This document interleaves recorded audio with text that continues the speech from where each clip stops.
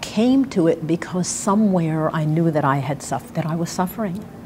I had been taught, grown up with, you must please others, you must make others happy, you must smile all the time.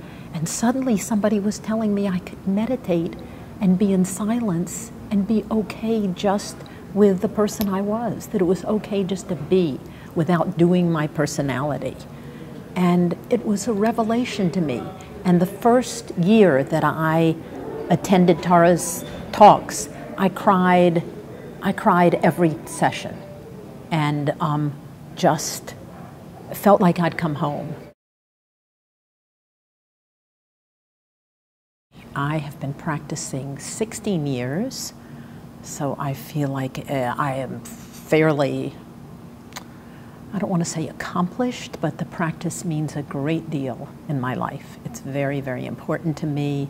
I meditate almost every morning, and I try to have a mindful practice during the day, try to take many sacred pauses and take a deep breath and say, what's in your heart, Phyllis? And oh goodness, I try to follow the Eightfold Path, especially the ethical part. I try to practice right speech, which is fascinating and terribly difficult, and you know, to speak truthfully and to to create harmony. So that's a big part of my life. So I guess that's a big part of my spiritual practice, that and living in a mindful, gentle way where I try to respond rather than react.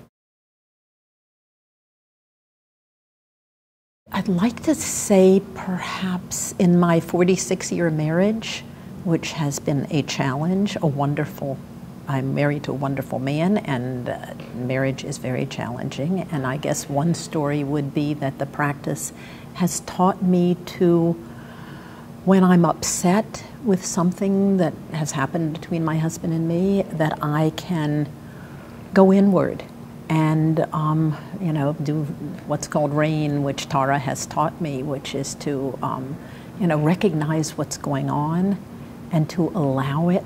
I like to call that sort of calm abiding, and just be with it and say, my gosh, that kind of hurt, and I feel it right here, I feel it in a tight jaw, and just to you know, be with myself and open to the feelings, and then have some loving kindness for myself and my husband, who probably meant well, and just know that often I act from anxiety rather than, and I can, you know, come to terms with that and notice it if I'll just stop.